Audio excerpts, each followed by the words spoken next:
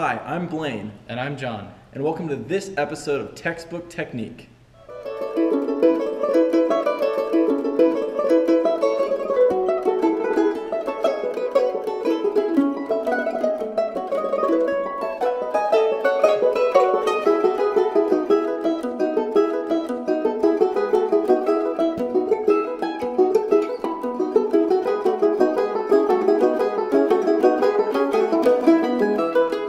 In the last episode, Jonathan and I demonstrated combinations at barre. Now we're going to take what we learned at barre and bring it into our center work. I will be demonstrating combinations from center so that you can clearly see proper ballet technique.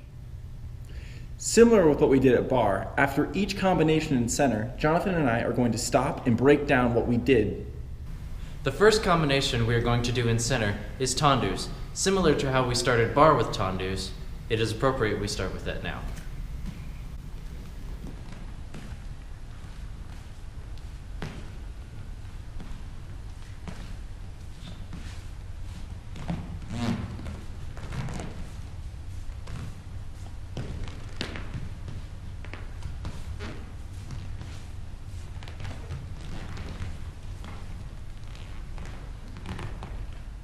Notice the way that Jon did tendus in center, similar to the way that he did tendus at barre.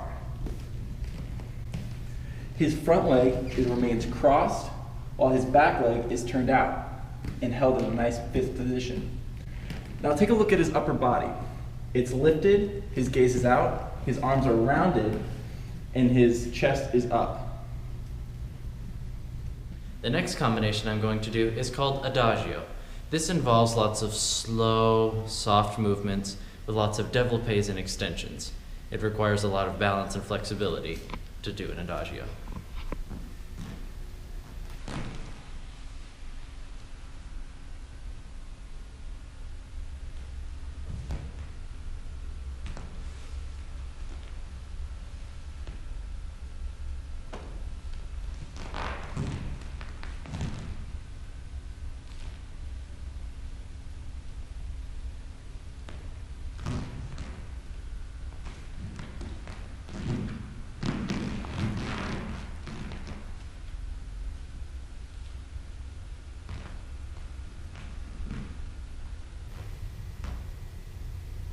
Now, let's break this combination down a little bit.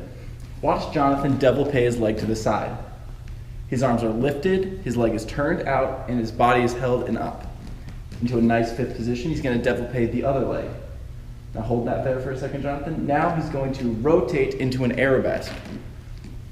His toe is pointed and kept at a 90-degree angle. He's going to penché down, keeping his chest up while his leg raises. He's going to raise his chest back up from the back. He's going to promenade and hold the attitude.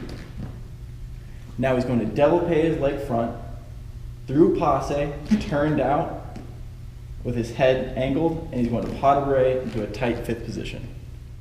An important thing to notice in this combination is the way that Jon does pas de bourrée from the développé front. Jon, can you développé front for me? He's going to développé front and hold the position, his legs turned out and lifted. Now he needs to get to the next fifth position, doing a back pas de bourrée. Now do the pas de bourrée incorrectly, Jon. What was wrong about that was his legs were too far apart and he wasn't in a tight susu. Now do it correctly, Jon, so they can see the difference. A correct pas de bourrée hits each fifth susu position, very tight, lifted, and together. Perfect. The next combination is called pirouettes. This is where ballet gets really fun for us. This is where we turn around on one straight leg.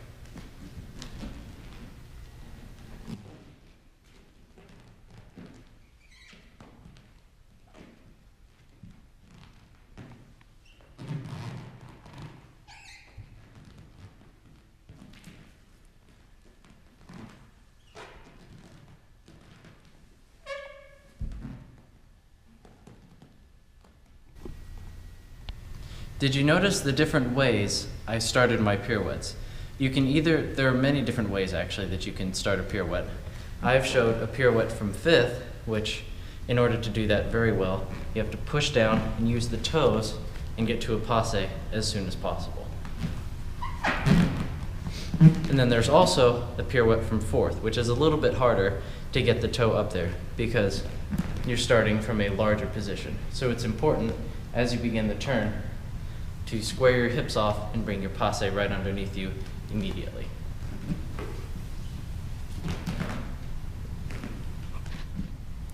There are also many schools of thought in the pirouette from fourth position.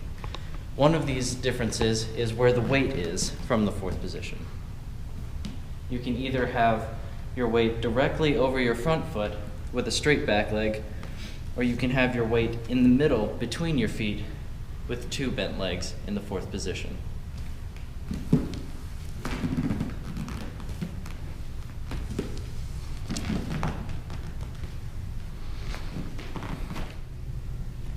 Notice how Jonathan did two different types of pirouettes from fourth during that combination. He would do your standard en dehors pirouette, which means to turn away from the standing leg. And he did an en dedans pirouette, which means to turn towards the standing leg. En dedans pirouettes are unique because it involves a different motion to get above your standing leg. Jonathan, can you demonstrate that?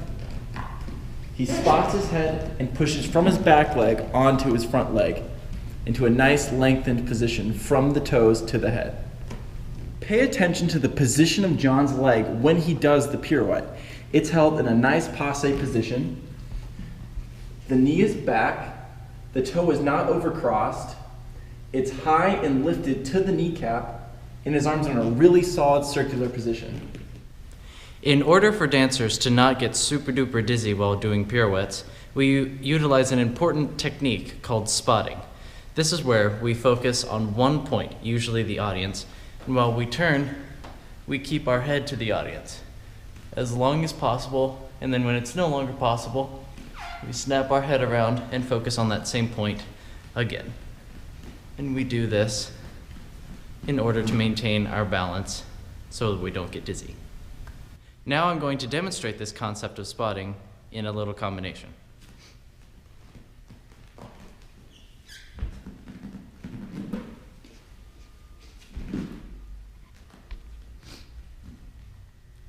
Now we are going to incorporate a few larger, more grandiose movements into the pirouette.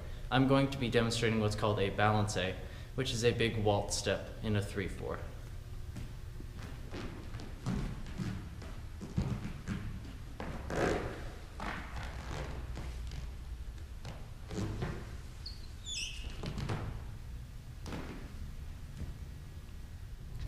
Thanks for watching this episode of Textbook Technique. In the next episode, Jonathan and I are going to continue with this concept of center work and finish off center combinations.